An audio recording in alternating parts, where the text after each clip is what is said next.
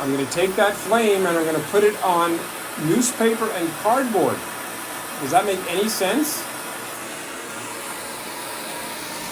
So in your professional experience as the installation king, We can go with that, sure. I love it. I love it. what is typically the biggest bang for your buck project? 99% of the time, it's work that you do what we call as the hat of the house, the attic.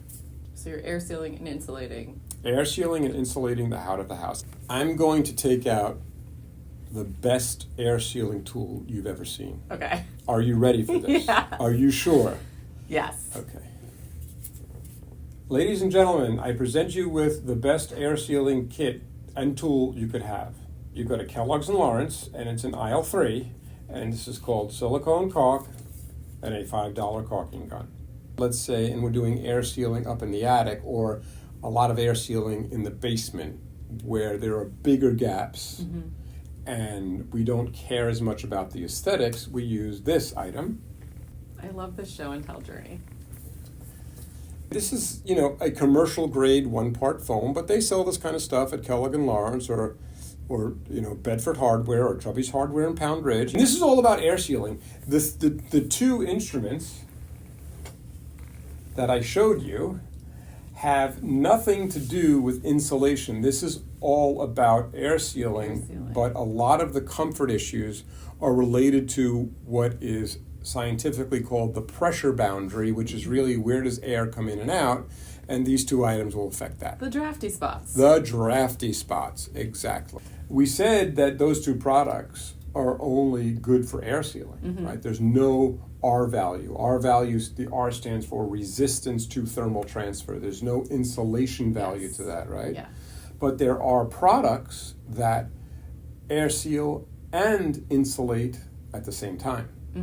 Would you like to know what some of those I products would are? love to see what else is in your goodie bag. Okay. In my goodie bag, I have a piece of, She's beautiful. thank you, I have a piece of closed cell foam. Closed cell foam gets installed, yep, feel that. You can feel it, you can have it. It's like that puffy popcorn. Yeah, except it's not, and you wouldn't want to eat it.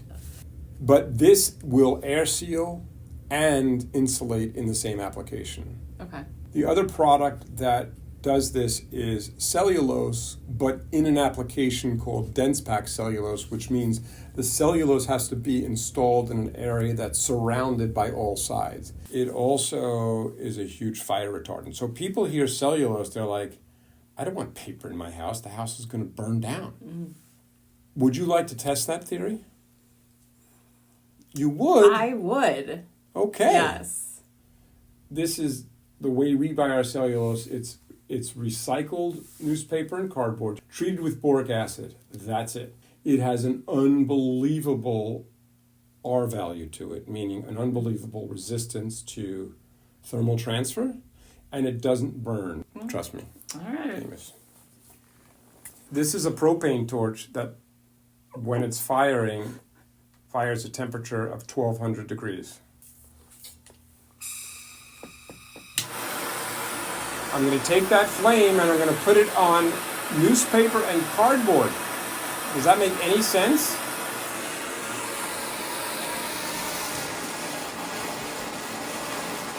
You feeling any heat?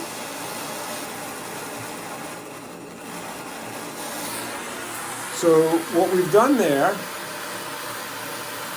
is we've charred the top. Now if I put a penny on there, that would melt the penny. Oh my gosh. But you don't feel any heat into your hand. No. So it's a great insulator and didn't burn. I did not start on fire, not once. You did not start on No. fire. It's pretty good insulation. So I was wondering about insulation and how invasive an insulation project can be. And I know you've told me before that it depends, but I'm just wondering, say you have one of these old, beautiful, historic Bedford homes. How do you go about a project like that where you don't want to tear everything apart, but you really need some insulation? Less than 20% of our projects involve wall insulation, which is the most invasive. But when we're doing work in the attic and we're doing work in the basement, it's not really invasive at all. because we're working typically in spaces where you guys aren't. Okay, so this is a really broad question, and I know it's going to be it depends, but I I'm know hoping... what the question is. Okay, what's the answer? The question is, how much does all this cost, Kevin? Yes, the people want to know. I can tell you that for air sealing insulation, the range is like from $5,000 to $25,000. Yeah. And there are lots of rebates and incentives out there. The easiest rebate / incentive is the 25C tax credit. Mm-hmm. And that is something that you can apply for every year. Okay. And that's $2,500. Say you spend between $5,000 and $25,000 insulating your house. What is your ROI on that? What are you going to see for a difference in your energy bills? Right. The energy savings when you're doing that, the full package, is between 30 and 40% of energy savings. That typically returns to or relates to an ROI of 7 to 8 years. Is you're also improving your indoor air quality, because now you've controlled the amount of air that comes from bad places like your garage, or like your basement, or like your soil-covered crawl space. So there's that qualitative, and the biggest qualitative difference is comfort. It is not uncommon for customers to call the office or send a text to one of the guys and say, you guys are leaving our driveway now, and I already feel a difference. So you will notice a difference in comfort. You will Immediately. see a difference on your energy bills. Immediately. That's great. That's I amazing. couldn't agree with you more. Amazing. What about the impact on climate change? When you reduce the amount of heat that the house needs, you've reduced the amount of oil that you have to buy.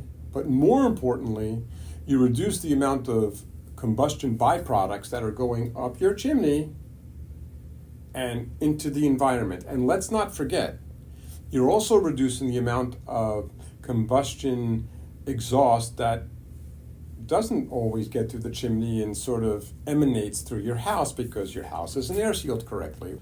Through air sealing insulation, we've reduced the amount of times the boiler turns on, the amount of gallons of oil that you're buying. Right. And you want to take it to the next level. Well, let's get rid of the fossil fuels completely and let's put in a heat pump.